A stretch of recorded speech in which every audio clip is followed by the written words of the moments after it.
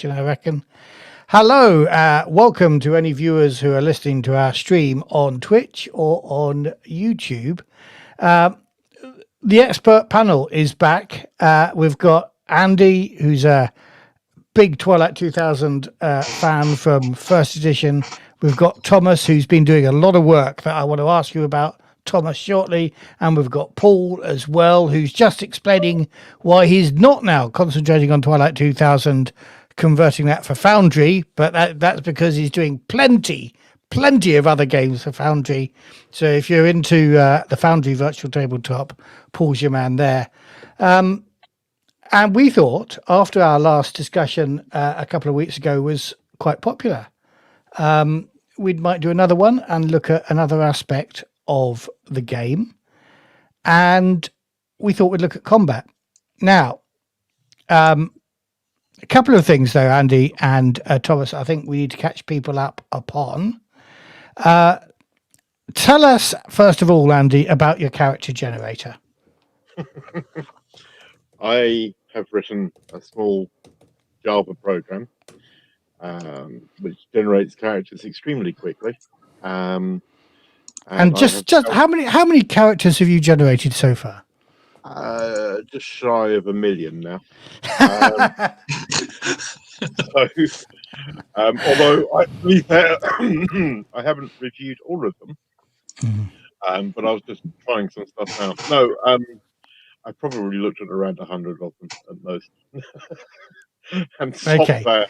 But they are providing cannon fodder for Thomas's experiments for combat. Brilliant. So. Yeah, well, that's the key point I wanted to say, because you generated some characters for Thomas, and Thomas, just pretend Andy isn't here. I can even take him out of the stream if we want, if we don't want him to hear what you're going to say. How did those characters work? Did they seem wholesome? When I say wholesome, that's not what I mean. Did they appear to be complete characters? Yeah, they did. Yes, they did. They died horribly in the combat demos that I ran through. So I guess, they fulfilled that goal. They were good. They were good.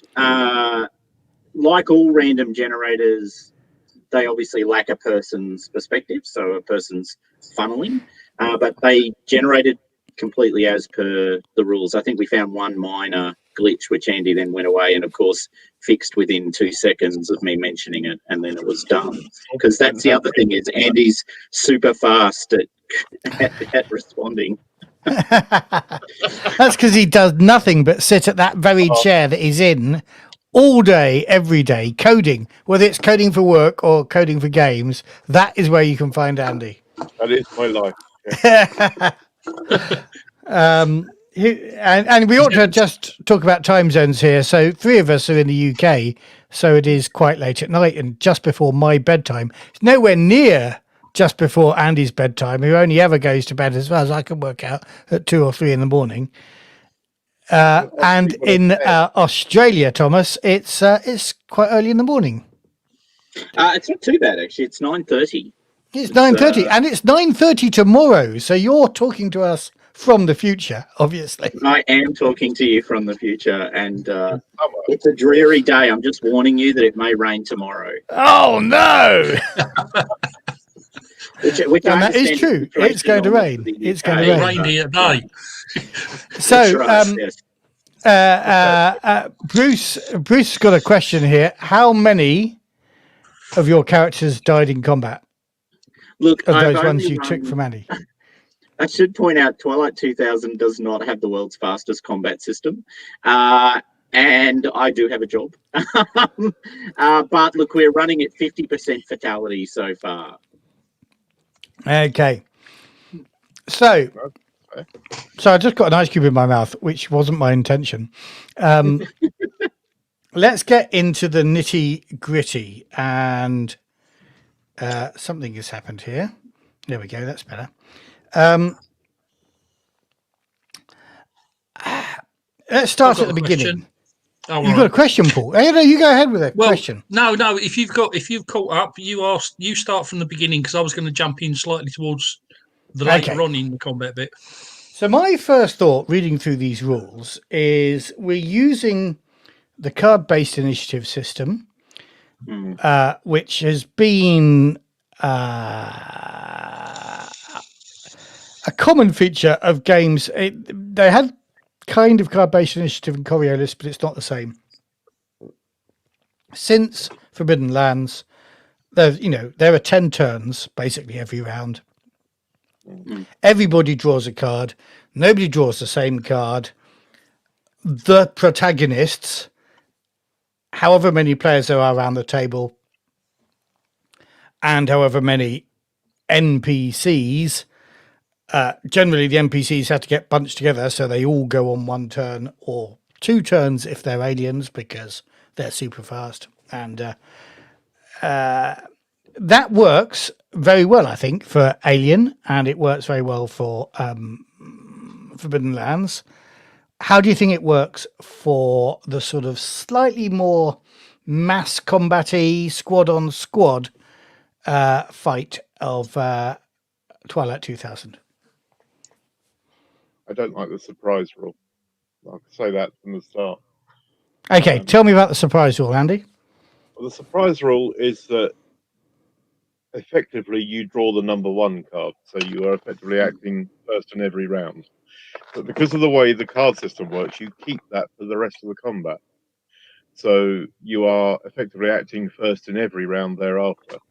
And there is an optional rule in Twilight for you to what they call it hidden cards or something, I think, or hidden initiative, something like that.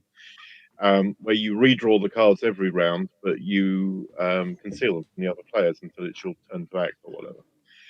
And I think a hybrid of the two, where you get the number 1 card for the first round and then you redraw the cards for every other round, would kind of work better. Because otherwise, surprise, once you combine it with other things like suppression and whatever, which we'll get onto later, surprise is suddenly this superpower. Because if you act first and you get suppression, which again we'll cover in a minute, basically you can't lose. You will win that combat. It's as simple as that. And that seems a little OP. Yeah, so the way it normally happens in a lot of other games is a party with surprise gets to have 1 action each before initiative cards are drawn. So yeah, this is quite different. And what do you think, Thomas? Do you think it's broken?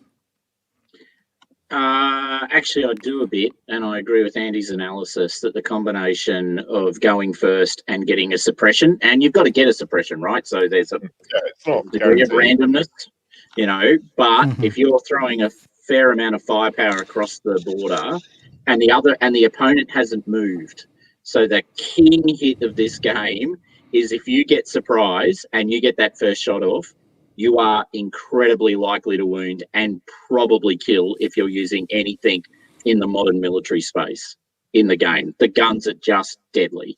So it becomes, a matter of fact, when I did my combat run-throughs, in my narrative, which I've actually included the comment, actually the real start of combat is recon, not initiative. Right, this is a game where every player is going to be invested in, did I see them before they saw me? Do I have appropriate cover? Have I found the right terrain?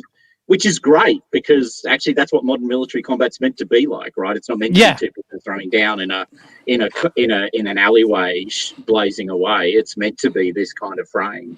But the reality is, whoever gets the drop on the other one, it's going to be all kinds of bad. Okay, now you bring up realism here, and maybe that's more real. Do you think? Yeah, I think it is. Yeah. I actually reflected on this a lot in the lead up to this conversation in all my analysis. And look, I think there are elements I think are OP, but the reality is, if you're standing in the open and the other guy's got the drop on you and he's got an automatic weapon and he's got you in his sights and he knows what he's doing, that is not going to end well in any modern military situation, right? Like, that is not going to be, yay, I dodged the bullet. There is no dodging bullets in this game. There is no dodging bullets. I mean, that's probably quite accurate. But the thing that I think would worry me is it's really going to slow the game down when you're moving a party from location A to location B, because they're going to be paranoid. Every time they move, it's going to be right. We could get surprised here. We're all going to do this, and it's like, oh no, there's nothing in that hex. For God's sake, keep moving. You know, that paranoia is probably very, very justified on the grounds that you know you can die very quickly. So, yeah. Given that, I would be paranoid. I'm sure. I think that would be an understatement, actually. But yeah, I think the problem Okay, I've is just that- brought out a message from Fenhorn, who is big Year Zero fan. Pretty much runs the forum. So welcome, Fenhorn. And again, Thomas, you're the one with most experience, and we ought to say, and we ought to put in the show notes, which I haven't done now, so that they don't exist now, but we'll add them to the YouTube video this afterwards. Links to your 2 run-throughs that you actually did on YouTube, didn't you, Thomas? I did. They're very long, so I apologise. There's a lot of commentary as I walk through them. But yes, they're not. If you want to learn the combat rules in 5 minutes, don't go to my videos. that's a whole other video that we'll do once we're all better at it.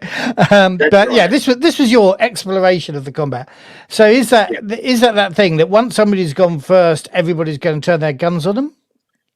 Yeah, it is. I think the point that Andy was making, which is the same point I'd make, is the thing is that first action, if you get suppression on your opponent, or you hit them and kill them, which is pretty likely as well, to be upfront, game over, right? Suppression, if you don't have good coolness under fire, and this goes back to my comment from the last video where I said coolness under fire is actually the super stat of the game, an opinion I now hold even more firmly having run through combat, then you are going to lose all your actions in the first round, which means you're not moving, which means you're very likely to get hit in the second round again. If you don't make the coolness under fire check in the second round, then once again, you're not going to move in that round. So you could lose arguably 2 rounds. Now there's a debate to be had about whether that all happens in the first round or not, and I'd have to, the rules aren't clear on that point. So it may be that I'm over exaggerating, but for at least 1 round, you're not moving, you're not doing anything. That means you haven't moved in the second round. Second round of shots is also going to have you dead to rights. This is the point. The point was that if you don't get suppression, then sure, like Fenhorn says, the enemies will act after you, and it's a bit more two-sided. But the way that the ammo dice generate suppression, if you're on full auto, which is another thing I have an issue with, but we'll talk about that in a minute. Okay, we'll come on to full auto later. Yeah, if you are just literally laying down fire and there's enough of you, the chances are that at least one of you will get suppression, and therefore, it doesn't matter who acts after you because they're not actually acting. They're lying prone in the dirt, hoping they don't get hit. So that initial surprise, as it stands in the rules at the minute, with these you keeping the 1 all the way through, that becomes very powerful. Suddenly you're literally just picking them off. Really, it becomes a shoot in the barrel thing. Now, if you don't get suppression and you don't wound them to the point where they're dead, then okay, it's a more even-handed thing. But the fact that the rules have the rules for suppression and the way that surprise is carried forward, I think is a little bit too much. Right? I think that maybe losing surprise after the first round is important. So, with that surprise rule, if we could suggest one simple change to the guys at Free League, and obviously they listen to every single word that we say on this channel. We are like the gospel to them, and then they write it down carefully in 2 languages, because obviously they're Swedish but we're English, so they have to do that, and then they fold that up and they put it in the bin. But if they were, fold it, I thought they screwed it up. No, they're very careful. These are Swedes. Everything's got to be designed really well. But if we're very lucky and they flick it at the bin, but it doesn't go in the bin and then they pick it up a bit later on, what is the one little bit of advice that you'd like to give them to say, this may be too breaky, this is an alternative? Surprise on round one only. Yeah. That's it. So redraw initiative for round 2. Or an action from the person with surprise, or people with surprise, and then draw initiative cards, which is pretty much what happens in other games. Yeah, I would have gone with the second option. So don't forget there is an alternative rule for initiative, which is hidden initiative, which redraws initiative every round.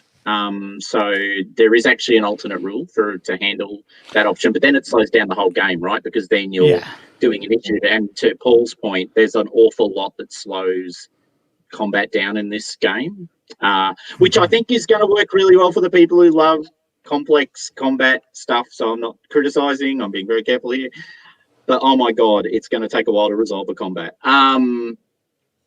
So I'd go with the extra action. That was my thought. I looked at Forbidden Lands and went, why did you move away from that? It's simple, it's elegant, and it gives you what you need. Okay. And it's interesting though that when you do the hidden initiative and you do the slightly more complex one, because we are, we're definitely looking at two sorts of role players in the audience here. There's one sort that has come out of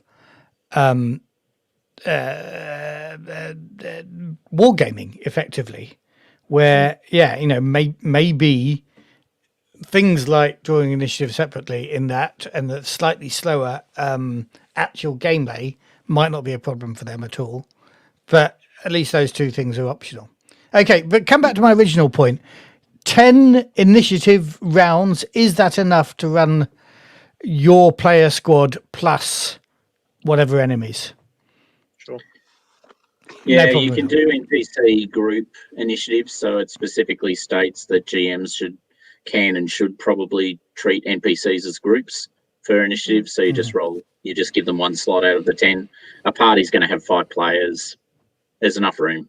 Yeah, it's fine. And the NPCs also, just as an aside on that, if you have NPCs in the same hex, so you have 5 guys in the same hex shooting, only one of them rolls. The rest just add their ammo dice. Right. So yes, that's right. It is actually quite streamlined from that point of view. Okay. Yeah. So it doesn't have to get needlessly over complex at that stage. But Thomas, you touched on the super stat, Coolness Under Fire. Do you want to unpack that a little bit more? So whenever you get into a bad situation in the combat, and suppression is the example, but I think there's reference to when you take damage as well, you roll for suppression, right? And suppression basically rolls your Coolness Under Fire stat. If you can see someone else from your unit, you can also roll the unit morale. Right. You get, so if you're only and so Coolness unit Under Fire, morale would, I remember looking at that last time I looked at it and going, how do we get that stat? That's command. the command value of the highest ranking command value in your party. Yeah, and you've got to be able to see another member of your party to use it. Yeah. So 2 people who can see each other both have, unit morale. And sorry, does that replace Coolness Under Fire or does it add to Coolness Under Fire? No, it gives you a second dice, right? So if you're by yourself, you roll only your Coolness Under Fire stat to resist suppression. If you haven't, so back to my point from last one, civilians, you're stuffed. You are so stuffed. I mean, fundamentally broken. Pray for the officer in your unit and the ability to see someone else from it. That's all I can say. Because if you have a D stat, you're going to roll a D6. You've got to get a 6 on that dice to resist suppression if you're by yourself.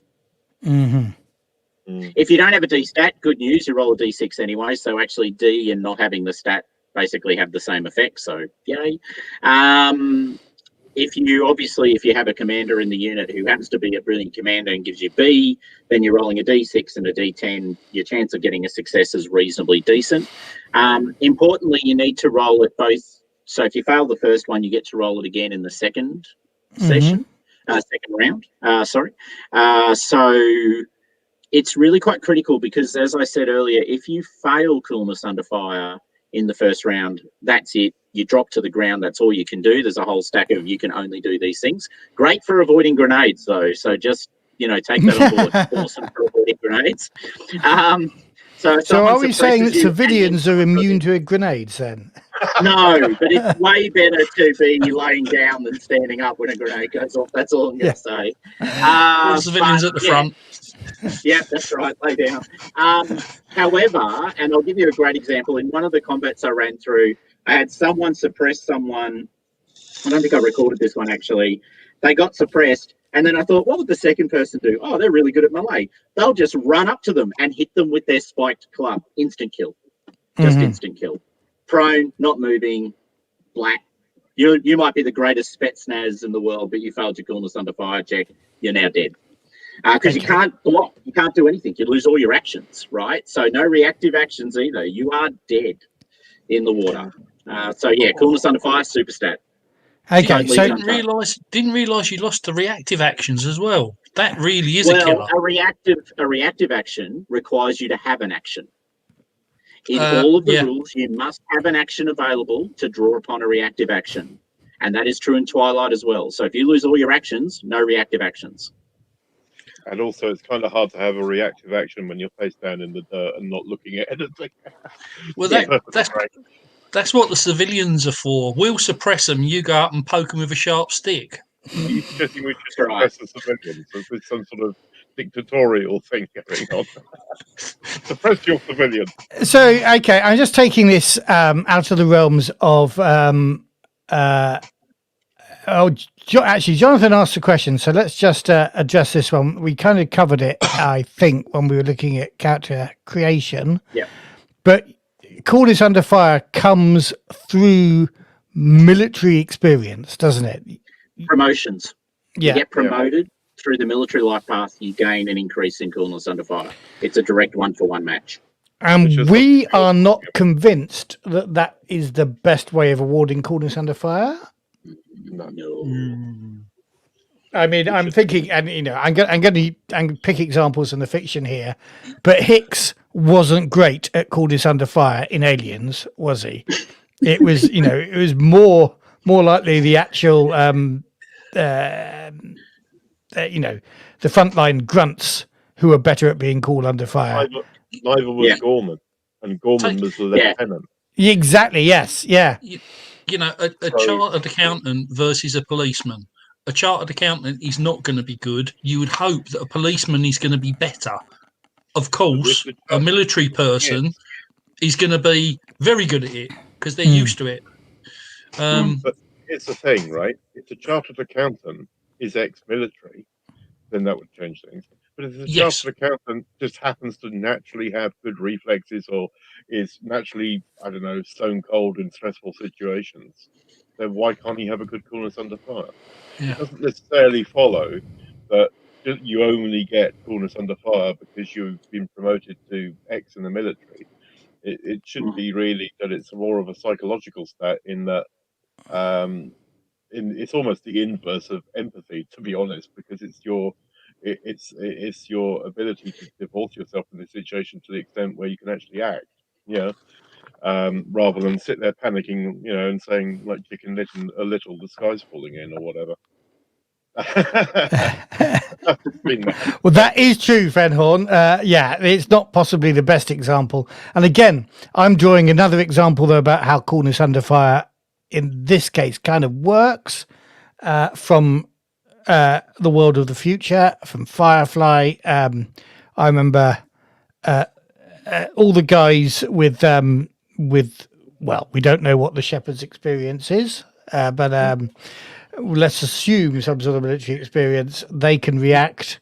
Your man, the doctor, doesn't hit anything, but particularly Kaylee is holding a gun but not doing anything. She just doesn't have coolness under fire. She's effectively being suppressed.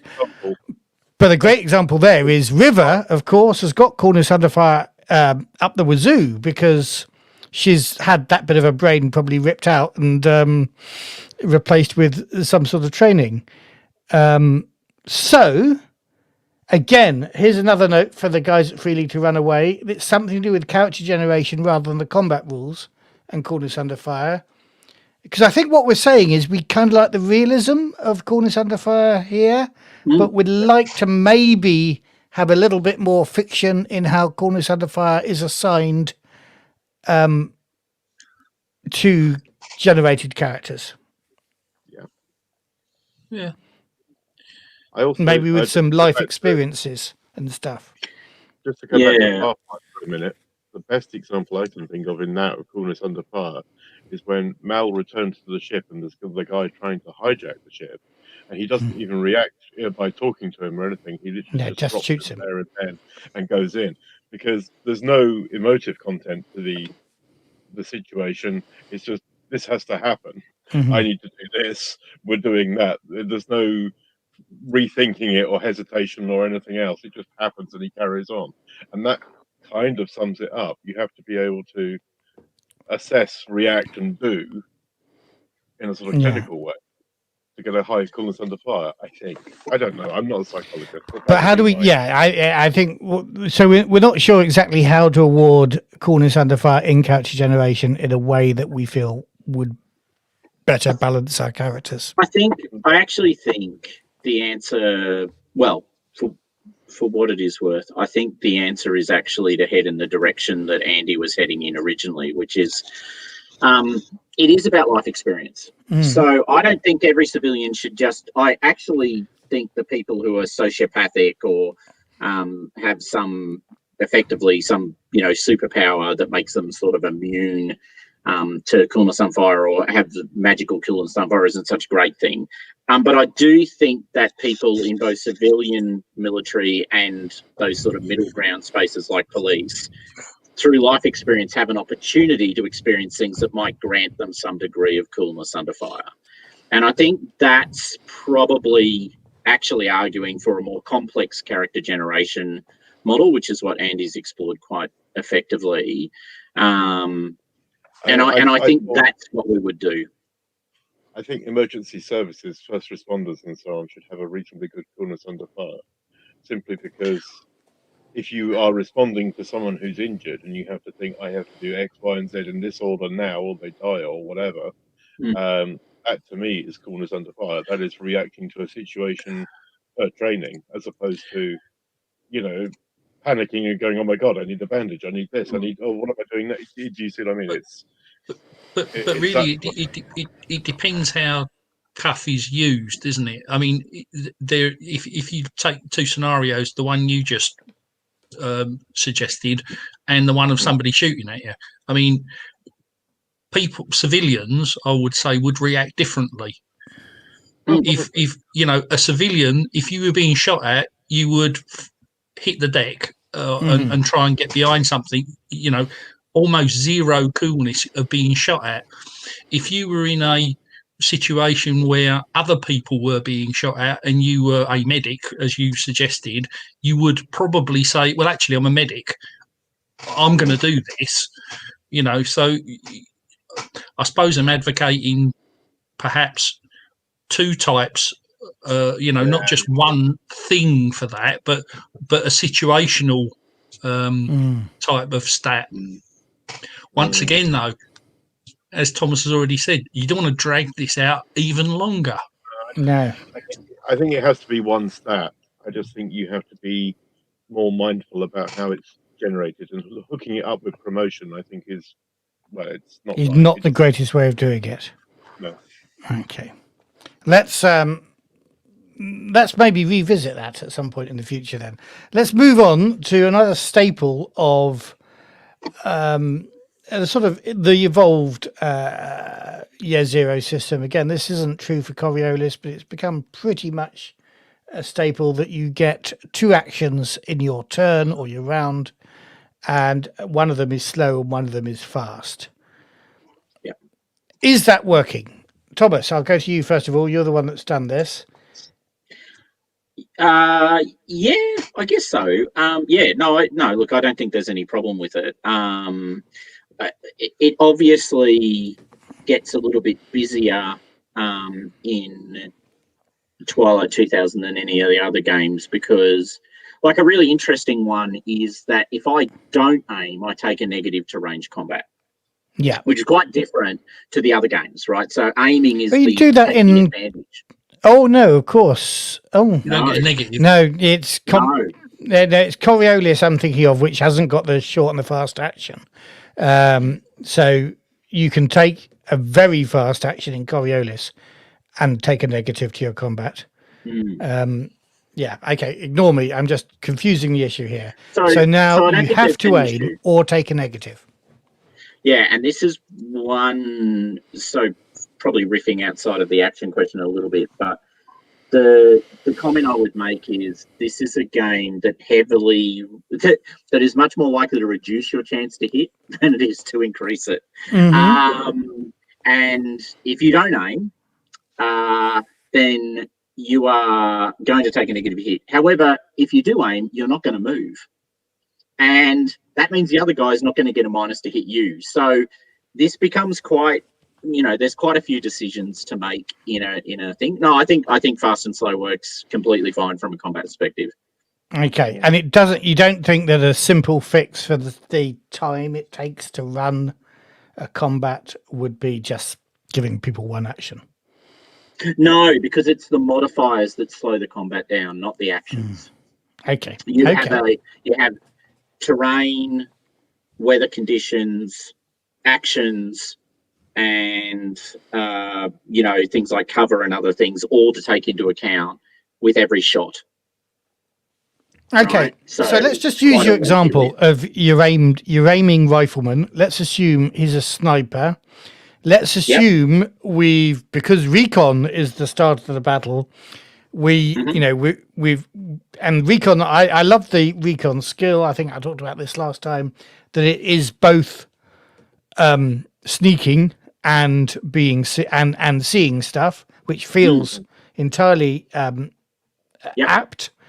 So you've got your player character has snuck his way to a decent vantage point. His plan is to do nothing other than aim and shoot. He's covered himself in leaves. He's done everything he can to reduce his visibility in whatever cover that's there. He's not in direct cover. He's not behind a boulder because he still has to shoot. So he's got his muzzle and his aiming eye out at least. What's the situation there with all those modifiers that he's got? Is he still a plum target? Not if he's no, probably not. So assumedly he's chosen a good vantage point with good cover, or well concealed. So he's chosen the right type of terrain to hide in. So that'll apply a bonus to his recon skill for the purposes of hiding. So tick, harder to find. B, it'll actually provide a minus modifier to anyone shooting at him, up to -3. So if he's hiding in dense foliage, they'll get -3 to hit him. He'll have +2, I think it is, to infiltration. That he will also assumedly, and I shouldn't say they will also assumedly have taken, because they've got a sniper's rifle, they've probably taken a slow action to aim, which gives them a +2 modifier to hit, because if you're using a sniper's rifle and you've got a range sight, you can take an additional slow action to aim really well. And they've got range on their side, right? So that's the other thing, is the range of the sniper's rifle is likely to be far greater. So they're going to engage at a much greater range than the other person's weapon. So all in all, it's a really good position to be in. And this actually is my point, right? So they're going to be and if they're halfway decent with the rifle, they're going to be pushing into the AA space when they shoot, or at least BB. And the only disadvantage is only one round. So they'll only be able to fire one round. So they won't get a bucket load of ammo dice thrown at the opponent. No. Shall we talk about ammo dice? Oh, yeah. Before we do that, there's one other thing that applies there, which is Overwatch. Because if you are the sniper and you are firing in one direction, there are actually a fast action for Overwatch position, which gives you an extra set of bonuses. I can't remember off the top of my head what it does, but it adds to that situation as well. So the sniper scenario there is likely to be very well off in dice, shall we say? An abundance of A's or whatever. He's going to be doing well. Mhm. Anyway, sorry, ammo dice. Well, I just quickly show this quote from Fenhorn, which I think sums up, Thomas, what you were saying. Makes moving, taking cover much more powerful and is needed in this game. Yeah, 100%. Well, it also stops people from throwing a gun over the top of a wall and firing off an entire clip. Mhm. You know, hoping that they might hit something. I mean, you don't want to get into that situation. You know, the full auto rule Andy doesn't like. Plus, you can throw all the ammo at it, ammo dice at it, and you're not aiming. You know. No. I didn't. Well, full auto. I didn't say. Sorry, you didn't say you didn't like it. You had concerns. You had to talk. Well, let's actually let's just rewind a bit before we get on to ammo dice. I just want to cover one more thing, and I think this might be the time to do it. So, you know, we've talked about playing this game very tactically, getting the cover. Now, on the little battle maps that have been provided or will be provided in the finished version with our little cardboard counters, which is a thing, you know, half of me loves that because that's just like old GDW games in the past and SPI games as well. And a great SPI Alien ripoff, by the way, called Bug Hunt, which is based on their sniper rules. That's going back a long time. Yeah. So, you know, I love all those cardboard counter stuff, but of course, that's not the sort of gaming I do now. I'm a theatre of the mind, and in our last show when we were talking about this, Dave and I, he reminded me, Andy, that you did the last Twilight 2000 adventure in first edition rules that we were running in theatre of the mind. How easy is it? I mean, I know they say you can do it either way, but they do also say, let me find it. Can I find it? Down to what you're trying to achieve, because that scenario in particular was never really meant to be a full-on combat scenario anyway. So it lent itself to theatre of the mind because at the most you're only ever going to be dealing with one assailant or maybe two at a time. You were probably going to have a social conflict rather than an armed conflict. It was a different style of scenario. If I had been running you lot coming up against the Soviet squad in the middle of the forest or something, then I think it would have been a different matter. And this comes down to abstraction in combat. I mean, you can literally map everything out to every hex, or you have some sort of vague concept of range in your head and go with that. And I think Twilight works reasonably well in both cases. It might get a bit confusing in multiple combats with range in particular, but certainly the terrain, the conditions, the cover, and things like that are all capable of being run in the mind, as it were. So I don't think it matters too much, but it does depend on what you're trying to run. If you are heavily into, you know, military engagement and fighting off another squad and all the other sort of things like that, then maybe it matters more. If you are going to run a game that has more social sort of conflict or is based more about the survival element of the apocalypse, as it were, rather than the, you know, military side of it, then I don't think it matters as much. Because I think the real thing about this combat system is it's a deterrent. It's saying to you, don't do this. You're going to die. You know? Yes. You're going to die horribly. You're going to die quickly. And if you're civilian, you're already dead. You just don't know it yet. So, you know, I think that really, while we're analysing the combat system and saying this is good or this is bad, the idea really is not to get into combat at all, unless you have really scoped out what you're doing beforehand and know what you're about. Because otherwise, you're not going to survive it. It's as simple as that. And therefore, I think what they've done here is they've done a very realistic combat system, but I think they've kind of done it as a deterrent as well, to basically say, you know, don't do this, guys. This is a way of burning through characters, basically. Right. Okay. Let's come back to burning through characters then, with loads of ammo dice. Well, that brings me to full auto as well, because that's part. Well, ammo first, I think, and then full auto we'll cover. Okay. So the basic concept of ammo dice is new to this game. And as I understand it, but forgive me, you guys who have looked at the rules closer than me, as I understand it, you have to at least roll 1 ammo dice when you shoot any gun, and 1 ammo die, I believe. You can roll more than 1 up to the rate of fire of the gun. I don't think so. If you're only doing a single shot, bows, crossbows, and I think single shot weapons don't roll an ammo die because you only use 1 bullet. Yeah. I'd have to check. But that's what But if I've got my automatic 9mm pistol, which I carry in my imaginary automatic 9mm pistol, which I'm holding here, and it weighs a lot. So that's got 7 rounds in it currently, imaginary rounds. Obviously, I just put it in my imaginary holster here. It's safety on. That would roll an ammo dice, a die, I should say. Yep, absolutely. Or potentially, depending on what sort of pistol it is, with a faster rate of fire as an automatic, up to 3 ammo dice. Mm-hmm. Yes. But what I understand it is, it's your stat die and your skill die that determine a hit. If you get successes on your ammo die but none on your main die, 2 dice, as I understand it, you don't actually hit anybody. No, you get suppression, not hits. Right.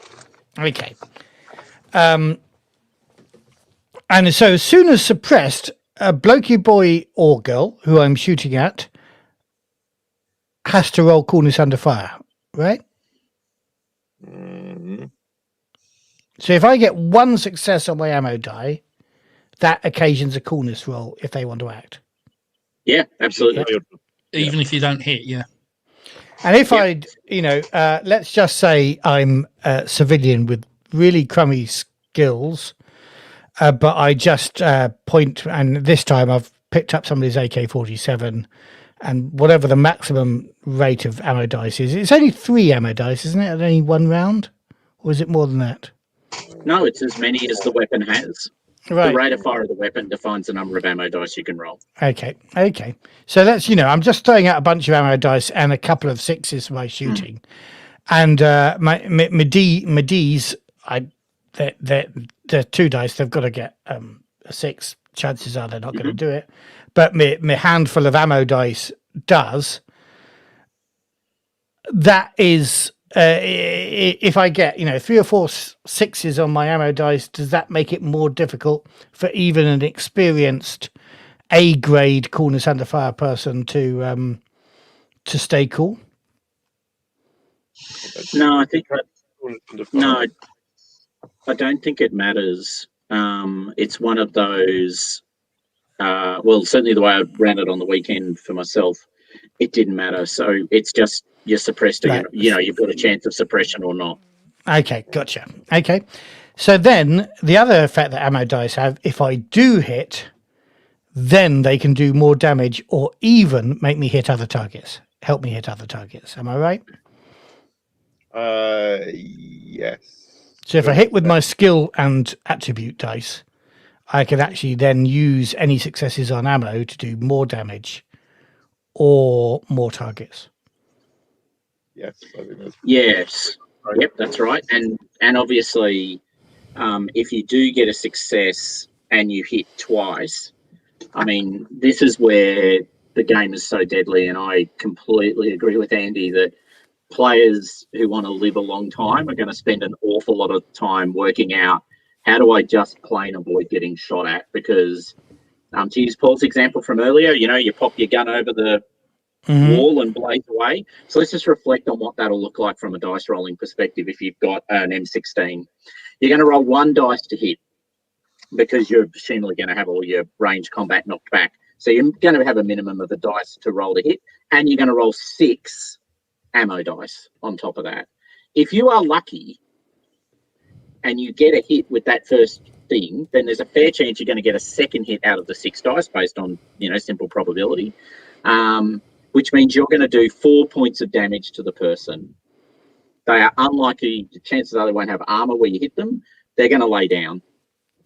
If you get even one suppression success, then they've got to write Coolness under fire. They might lose all their actions. So actually, if I've got a big automatic weapon, it is actually quite tempting to pop it over the wall and just blaze away in the hope that I'm going to hit someone or at least suppress them. And the ammo dice really push you in that direction when you've got a lot of things. The disadvantage of ammo dice burns all your ammo, though, and that's the problem.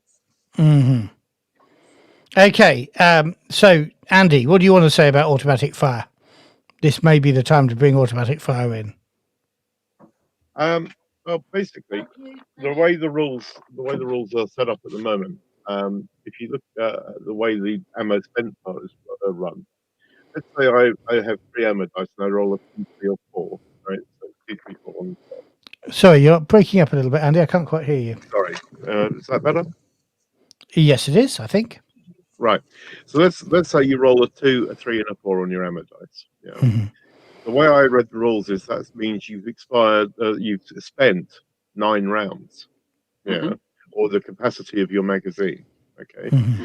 So if your magazine only had a capacity of 5, you'd have to discard 1 ammo die. Okay. Mm-hmm. So you'd end up with 2 ammo dice to actually do whatever. That I don't mind. That's fine on the full auto. That's okay. What the rules skip over is that I'm actually not going to, if I've got a short supply of ammunition, I'm not just going to clip onto full auto and just blaze away, because I'm burning through ammo and I can't easily get that. So I'm likely to use suppressive 3-round bursts or single shots even, if I can, rather than fire, on full automatic all the time, right? And that's my problem. There's a gap in the rules there somewhere, because it says, okay, bows and crossbows and everything else are single shot weapons. That's the way they work, yeah? But then when you go to firearms, it automatically seems to assume that you're going to hold the trigger down, and that's that. Yeah. So with my 9mm automatic pistol, that does, even if I said I had 7 rounds in here, yeah, I roll 1 ammo die. I have to roll 1 ammo dice with that, and spend 6 if shots. it gets a 6, hooray! It's doing some damage or suppressing somebody, but it's also used 6 bullets. Yeah. Yeah.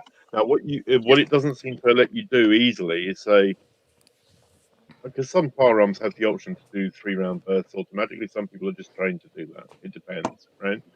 But the thing is that if I want to fire a single shot, or I want to conserve ammunition, the rules as they stand at the minute don't allow me to do that. Mm-hmm. I'm either firing as much as I've got in the magazine, or I'm not firing. There's no sort of in-between space. And that, to me, seems a bit odd, because if you have a low rate of fire on something, so sniper rifles and things are a case in point, because they tend to have a low rate of fire anyway, that's fine, yeah? But even then, you're firing a sniper rifle, you may be firing 1 ammo die, and that feels like, 5 or 6 shots have gone off again. Okay, Thomas. The way I see a sniper working, Yeah. necessarily. And I did just check the rules, and you do use a ammo die for every firearm. Doesn't matter what type of firearm. So yes, if you've got a sniper's rifle, you burn an ammo die. Yeah. Now this is a game about reduced resources, right? It actually has a section on, scrounging ammunition, manufacturing ammunition, and whatever. So you're encouraged to manage your ammo, and then in the full auto mode, you're suddenly emptying your magazine willy-nilly, like you've got a whole truckload behind you. And it just doesn't quite mesh with what I would see you doing in that circumstance. If you've literally got 7 rounds and then you're out, and that presumably means you're dead, really, in a firefight, then you're not going to be firing off 7 rounds against one assailant. You're going to be trying to manage that.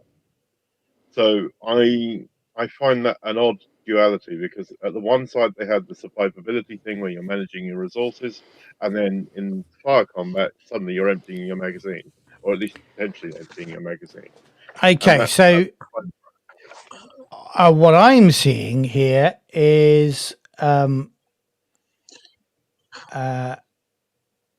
actually, let's just bring up this comment here. Yeah. This is Fenhorn, and Thomas said, so Fenhorn, if you're listening to this, are you saying that one exists and we've just missed it in the rules? Because I will look for a single shot rule. Or is it that they're intending to put it back in? with feedback from this one. If you could drop us a comment, Thomas, would be very interested to hear that. I was just reading through the rules, and I think that okay, so you roll. I think the deterrent is don't roll loads of ammo dice. They're trying to discourage you from rolling loads of ammo dice. Yeah. If you only roll one ammo dice and you get a 6, unlucky your clip's empty, you've got to reload. Certainly, and hopefully they have got a rule for it. In the alpha, I can't see anything about a single shot. No.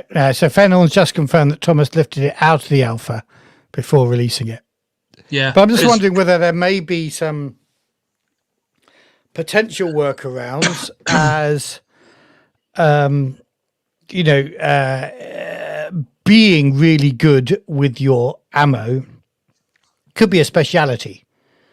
Yeah, So, it could be a special, that there's something that says, that you get a speciality that says only count the effects of your lowest ammo die or something like that. Or don't roll an ammo die at all. I mean, there's no reason why that isn't just the obvious answer. A single shot, you just get to roll your skill and your stat, and you burn 1 point, and you burn 1 ammo, because you get no advantage. You can't suppress with a single shot is basically the fundamental principle, which is not unreasonable.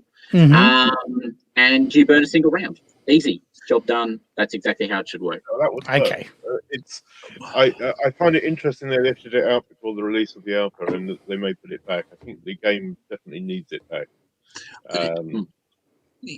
It feels like the sort of stat you'd put into the game if you weren't already tracking ammo.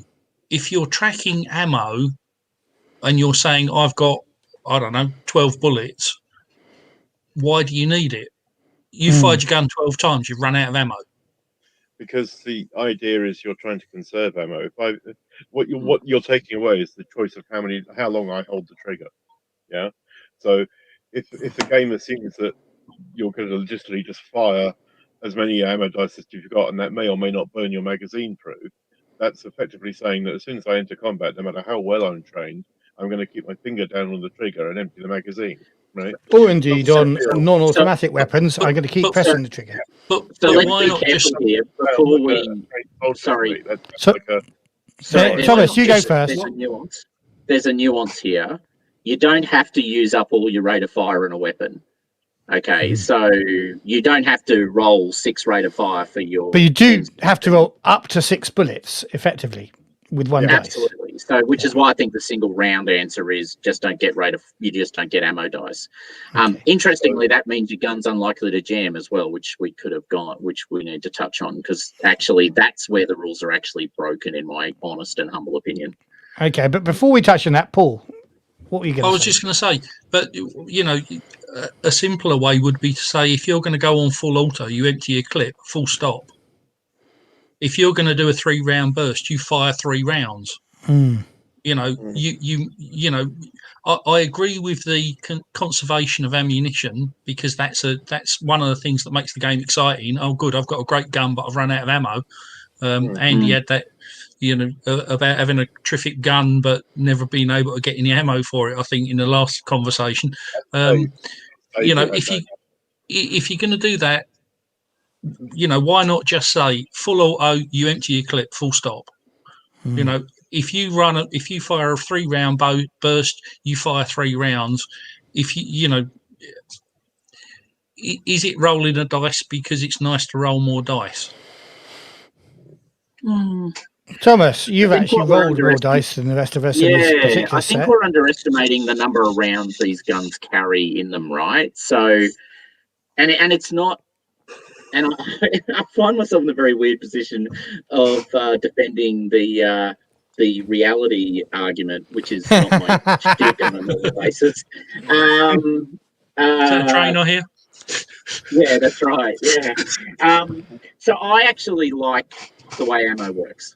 So I'll just start with that. I think we're picking on the very on one particular issue. I think overall it's actually quite elegant. I think it satisfies people who want to be able to count the number of bullets that a gun shoots, and I think there's a validity to that argument. There's a mechanism for counting back if you've got less than a full clip. What happens if you use more ammo than you actually have? And that mechanism is a little friendly towards the player and a little unfriendly towards the target, but so be it. You have to choose. I actually quite like it, and I don't mind that you roll the dice, and I think that's fine. If you're in this game, that's what you're in this game for. You are explicitly in this game to do things like roll ammo dice, right? This is not a game that is built for people who want to go, I blaze away madly, and then the alien eats my face. You know, this is a game for people who want to track that stuff and be part of that mechanism. Okay, let's quickly go. We've got less than 5 minutes left now, and I'd like to make sure people get to bed or work or whatever on time. So let's quickly cover one more thing I want to talk about, but let's quickly cover jamming. So you can only jam when you roll ammo dice, right? Well, you have to get two mishaps. You can get them on your skill and your stat, right. but it's but much more likely with ammo, right? Like ones on dice, basically. My fundamental issue with jamming, which is going to make me sound like I've played with far too many guns in my youth, which tragically I did, is the only person who can clear a jam is someone who's been trained in the technical skill. That is just plain ridiculous.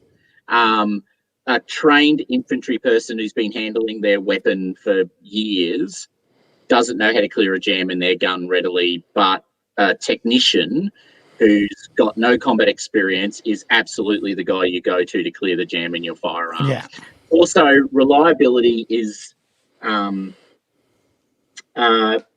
driven across the lot in a sort of, like every modern firearm has the same reliability stat.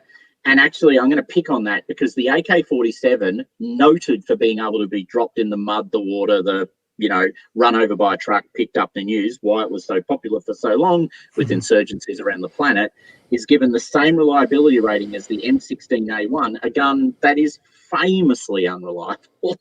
To pick on American firearms for 1 second, and yes, I am channeling my father's military experience in that comment. I apologize if I've got it wrong.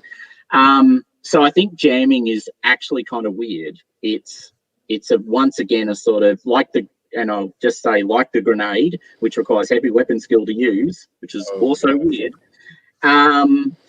You've got this sort of, you're not respecting a military experience, I guess, which is what I'm actually calling out. That should be cleared by range combat. If someone knows a gun really well, they're going to know how to clear the jam really well, and they're going to be able to get it working straight away. Anyway, that's my point. Well, funny enough, my next point is exactly what you've just mentioned. Well, not exactly. You said grenade. I'm saying explosions. Now, the system, if we say the year zero system, has been notably weak on explosions in all its iterations. Now, I say weak on explosions. I think there's Cortex plus Firefly, a rule set, stated grenades are here to look good. They're not actually to kill anybody. So, grenades aren't very effective weapons. Live with it. You throw the grenade, it does something, but actually, it's not doing the room clearing operation that really I think grenades are all about. How well does it work in this system? In looking at the rules, it looks better than the previous sets of rules in that there does seem to be more chance of being seriously hurt if you're in the center of an explosion than there is in, say, Coriolis. But is it enough? It's lethal. It's absolutely lethal. I don't know how it compares to other games in the year zero sort of suite, as it were.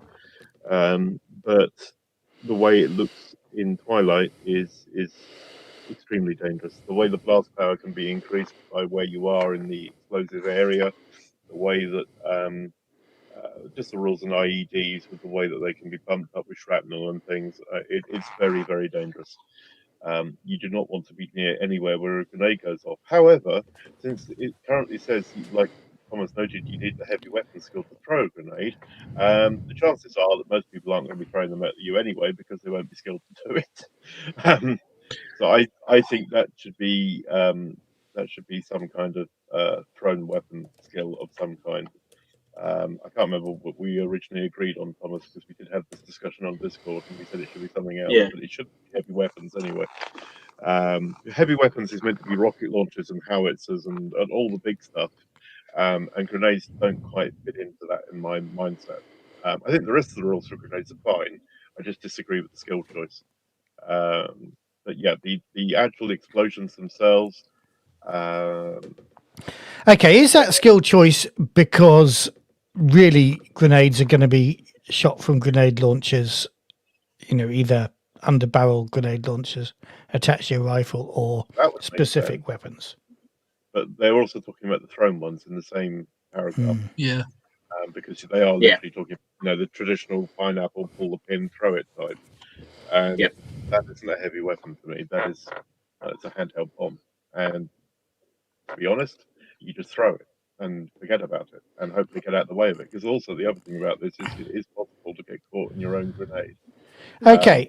As I said last one, you can only throw them 2 hexes. Yeah. You can throw them 3. So they've got a Can range you? of 3. They can only be thrown 3. All grenades have a range of 3 if they're thrown. And the explosion radius of a standard grenade is 2 hexes because it's a C explosive. So it'll go center hex, 1 round of hexes to get D. So if you're in C, you're in the middle. If you're in D, you're in the outer end.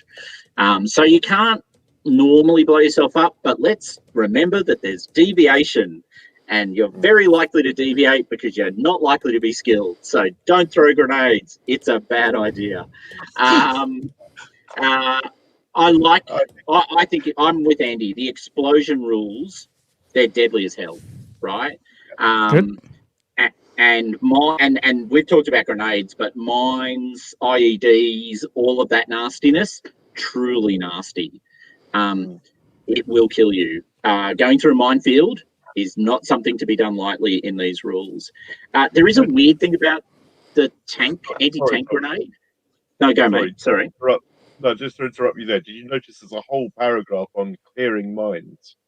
And it's very brief, but basically it just says, if it fails, the mine goes off and you die. It's pretty much what it said. So it's going through a minefield is not just dangerous, it's very, very dangerous.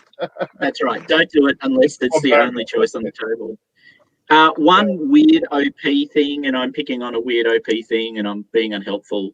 An anti-tank grenade thrown from behind will always penetrate the armor of a M1 Abrams main battle tank.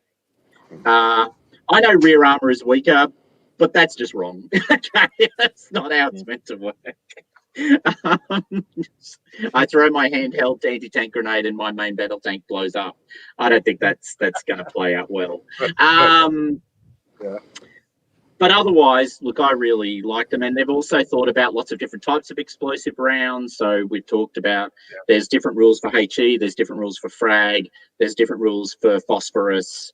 So they've covered the ground quite well with regards to explosives, and it's nasty as hell. Heavy weapons, same story. Heavy weapons are just an effective version of explosive devices. Okay. Now, Fenhorn is clarifying for us here. He's saying that although they follow the rules for explosions and stuff like heavy weapons, it's actually ranged combat is the skill you use to throw I'm going to have them. to differ there, because as far as I could tell from the alpha, the actual roll to hit was the heavy weapon skill. It may change in a different version. It may be something Thomas has said. That may be a typo or split, because he goes on to say that all the specialities for using grenades are listed under the ranged combat skill, not heavy weapons. Yeah, I suspect that's something that's just a typo then. At least I hope it's a typo. Or fixed already. Yeah. Okay, so we've been talking for over an hour, and it's been a great conversation. Thanks, guys, for joining me. Thank you very much indeed, and thank you, Thomas, for running those combats. And we will, when this is over, we'll add your links to your YouTubes to the show notes under here. And thank you, Andy, for creating 1 million characters. Well done. I just pressed the button. The machine did it. Were it so easy to create soldiers for our future wars? I hadn't thought of it like that. Yeah, it was a bit Clone War-y. Do we want to have a third book club to talk about any more aspects of this game, or do we want to shut up? I think we might want to cover the scrounging and other aspects, perhaps, and maybe just map up everything we've missed. But Everything we've missed. Yeah, but you know what I mean. Just sort of do a summary of the rest. I know Bruce would like us to do the scrounging rules as well. He specifically requested that. Mentioned 97 on the scrounging table. Old copy of the Twilight rules. I'd like to hear Thomas's thoughts on the, for want of a better word, conditions. Thomas mentioned earlier when the playthrough about all of the modifiers.